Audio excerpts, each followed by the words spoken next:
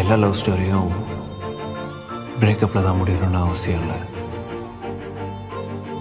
அதே சமயம் எல்லா லவ் ஸ்டோரியும் கல்யாணத்தில் முடியணும்னு அவசியம் இல்லை.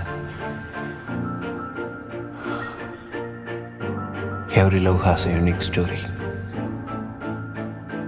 and a unique destiny. அந்த டெஸ்டினி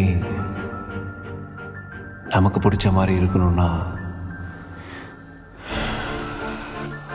என்ன நடந்தாலும் தைரியமா ஃபேஸ் பண்ணணும் சேர்ந்து.